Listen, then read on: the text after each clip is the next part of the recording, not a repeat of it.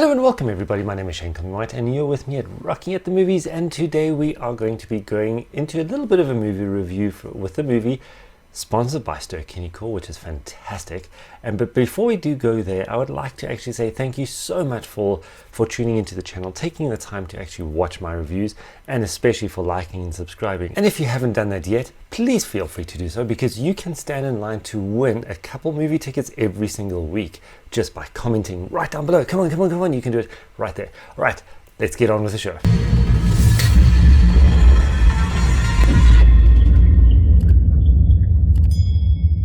So today's show, we are actually going to be breaking down a little bit into a movie called BLACKLIGHT. Now this is featuring Liam Neeson, and it is actually quite a good movie, I must say, but I have a little bit of a reservation with this one because I went in there with an expectation. I know that is the wrong thing to actually do all the time, because you should just watch a movie for what the movie is. Now, Liam Neeson, if you go back into the past, for example, like Taken, he was fantastic. He's got iconic messages there, like, you know, the speech where he says, "I will find you," all that kind of stuff on the phone. He has got such a presence in that movie and all of the movies of the Taken franchise. This one I kind of thought was going to be similar, and it was going to have the same kind of power that goes with it, but I was mistaken. But still, go watch the movie for an action. That's what it is. But if you want to mix it and compare it to something else, you're going to be disappointed. So I went in there thinking, okay, great, this is going to be good. There's going to be a lot of action sequences. He's going to be this powerful character. But in actual fact, in my view, he actually was a little bit less powerful than what I expected. So what I mean by that was, he was an older FBI agent who was in a way like a fixer, or not a babysitter, but someone that used to bring undercover people back to the agency to kind of get resettled and fix up their mentality and all that kind of stuff after such a long, difficult time in the field. So if they're having a little bit of a breakdown, he'll go and save them. And he does that twice in the movie. And one of the people that he actually goes and does that to wants to have a bit of an outlet, and he has a bit of a moral, how can I say it, a moral battle about what he's doing, and he wants to let the press know because he feels that is absolutely wrong. So that's how the story kind of plays out. But there's a lot of elements in this thing where I thought they could have done so much more. Now, I'm not a movie maker. I'm definitely not. I've been on a movie, definitely, and we're going to be working with a lot more movies, and I've done a lot of fight scenes. And it's given me a different perspective of how action sequences should and it could also be delivered. And I feel that this one was a little bit weaker. So for example, the car chase, an amazing potential, but it's as if it was so overly done but underachieved, if that makes sense. I don't even know if that does actually make sense at all. So what I'm trying to say is, you've got a guy who gets into one of these garbage trucks or dustbin trucks, okay, and he's being chased by Liam Neeson in a nice sedan, okay, very, very powerful V8 engine kind of thing. He is screaming around, doing a lot of drifting around corners and all this kind of stuff, while this garbage van is meant to be making a lot of chaos and havoc. But if you look around the actual scenery and the surroundings of this entire car chase, majority of it is on very empty streets.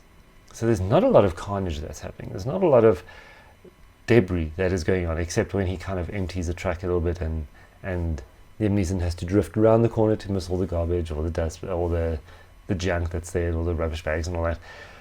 And it's kind of like they could have done so much more with that, in my view. It could have been more intense. It could have been a lot more fast-paced. And even the camera work, in my sense, was very controlled. Wasn't very like shaky cam. So shaky cam actually gives you the sense of, okay, you're in the car, it's bouncing around, it's making stuff a little bit more hectic. But this one didn't. It didn't have that kind of intensity. So it was a lot more relaxed. So normally when I go to movies, and this is actually quite crazy, I always get popcorn, no matter what. I have to have it. It's just part of the movie feel. And if it's a high impact, high energy, action-packed kind of movie, the popcorn gets finished by maybe the first quarter of the movie, because then I just eat and eat and eat and eat. So I get like the adrenaline pumps and I just kind of shovel down the popcorn. This movie, I walked out with half a packet of popcorn. So in my view, that is a little bit of a disappointment thing, because the impact wasn't there where it could have actually been there. There were one or two good fight scenes. I'm not going to lie about that. There's one inside the house which is great. I'm not going to give it away, because if you want to go watch it, it's awesome. You must go watch that fight scene.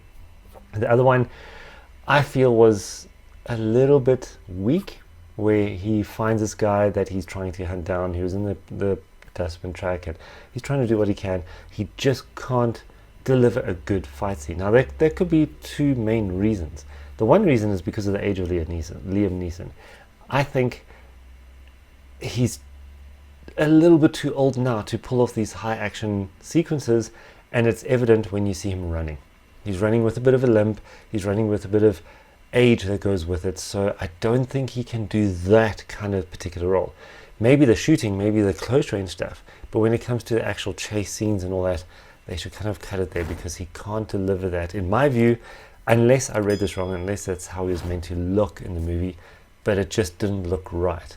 And he was chasing a guy who was, what, maybe between 30 and 35 years old, and Liam Neeson, with his limp, or with this aged run, was trying to chase him, and he just kept up to him.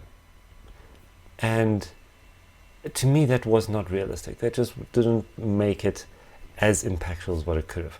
I would have actually tried to say, okay, Liam Neeson must use a little bit more brains, more tactics, more skill with all of his background experience, rather than doing the chasing.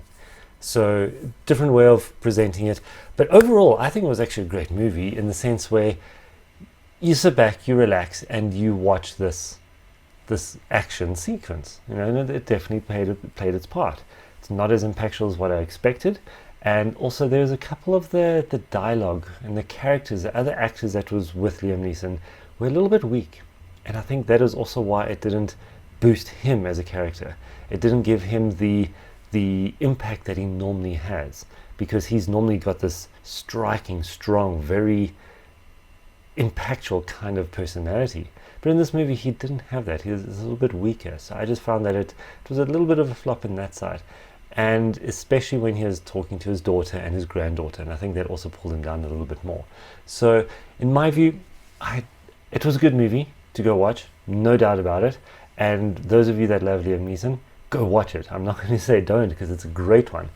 But if there was a choice between Taken and Blacklight, I would definitely go for Taken, without a doubt. I think that Taken just has a lot more impact, a lot more power, a lot more intensity that goes with it. And there's a lot more fight in him to actually do what he needs to do. But that's my view. And I'm sure that if you really, really enjoy this movie, which I did, but you will still love it, just because it is a Liam Neeson movie, and because it's got the action sequence, and because it's got the car chase scene, and it's got a little bit of the intensity and the little backstory that goes with it. It's definitely worth watching. So I would still say, have it as a bit of an escapism. Get away from the normal day-to-day life. Go and watch a movie. Spend some time at the Sterkinekor theaters. They are fantastic and so comfortable, and it's always awesome to sit down, the lights fade, and then you get a chance to have your popcorn, your cold drink, and your sweets, whatever the combos are, and they're great combos, by the way, and get a chance to just go and relax and spend time with your family, with your friends, with your loved ones, whoever you want to go with, and just enjoy the movies and a day out and a couple hours together in a nice setting. But before we do go, I would like to announce the winner for this week, who has won the 2 movie tickets, and they are one of the people that have commented on the actual channel itself. So you can either win by commenting on the channel, or you can win by sending me a WhatsApp on 060-415-9294, and that is for my radio show that I actually do these reviews on as well. And that's a weekly one that gets played on multiple different stations. So please listen out to those. And come to my website and you'll see where all of those channels are. So it's ShaneComley-White.com, which is ShaneComley-White.com. I'll put the link below. All right, so if you can go and look at those, comment, send me a message, send me whatever else it is, and you can stand a chance to win any of those tickets. But let's help this channel grow, and by liking, subscribing, and letting this channel explode with fantastic movies. Okay. Going back to the winner, I almost forgot. The winner who has won the 2 movie tickets is one of the guys who has commented on majority of all the the shows that I've got, and that is from the user What's Popping. So well done, thank you so much. You will be receiving your tickets and your ticket codes very, very soon. Congratulations. All right, everybody, thank you so much for spending time with me again, and I really appreciate all of your comments, all of your views, and all of your thumbs up and likes and all that. Please, let's share more. Let's get it going. Have a great one. See you next round.